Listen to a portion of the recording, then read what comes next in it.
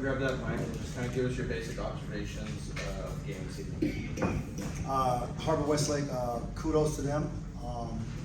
No matter, as I said to Eric earlier, no matter who David Revivo has on his team, he manages to make them an elite team every year. So I want to give respect to him for that. They fought. They made it hard for us.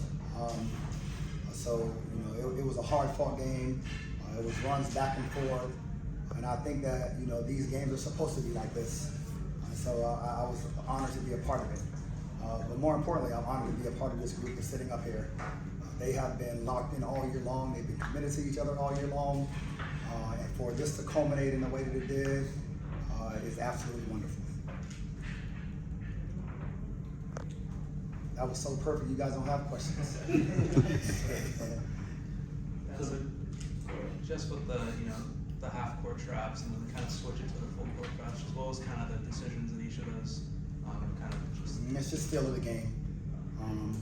We sometimes have to change the pace of the game so it's more conducive to how we play. And so just based on feel, sometimes they'll come to me and say, let's pick up the pressure or let's back off and let me rest. And I just try to listen and honor their word, but also push them to get outside of their comfort zone. But this game, we knew we couldn't let them run their sets. They're great in their execution. They have shooters. So we just tried to did everything we could to make them uncomfortable. So Brad, you were kind of quiet in that first half. What changed in the second half? I think we. I was balling. Nah, I don't do what he usually says. I was balling the whole game. What you talking about? I would say our pressure definitely picked up, and also when you play with guys as good as them, it's kind of easy to get kind of more opportunities and less attention because when you have these two, it's very easy to play off them. So.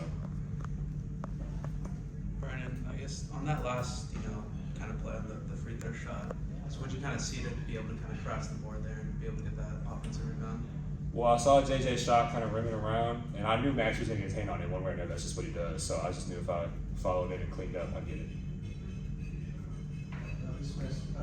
Questions for Coach Dre or Brandon. They obviously had 4 fouls to give. You guys surprised they didn't give the foul in the backcourt, and Brandon, you got the layup and they fouled you on the shot. I don't even know if you guys knew that. I'm sure you knew. Yeah, we knew they had 4 fouls to give. I don't know. He probably just didn't start the foul game because he wanted to see how the possession was going to go. But I can't imagine that he didn't know. Like I said, he's very elite at what he does. I think the big possession was when we were able to get it in and make 2 or 3 passes before they scored. I think that was huge because it killed 4 or 5 seconds on the clock. And I think that was very big for us. Max, what happened to your headband in the second? That's what I told Coach during the halftime that it kept getting stuck on my head and it's becoming a distraction. I had to take it off. You felt you played better without it? Yeah. Coach, I guess your team's ability just to kind of, always respond and, despite, the runs that Westlake went on, they'd always respond. So what's that kind of just, trust that you have in them and just the ability just to kind of, always just have an answer? I mean, we've been in war games all year long. So it's the preparation that we do. It's the intensity at which we practice. It's the how hard they work in the weight room. We think our practices are harder than most games, and so we create scenarios where they're down and they have to come back where they're up, and then there's no experience like game experience, and we've been in we're in the toughest league in the country, I think, and then going through the CIF. Whatever y'all want to call these brackets that they put together this year. Going through that bracket, having played a number 2 team in CIF, in a quarterfinal.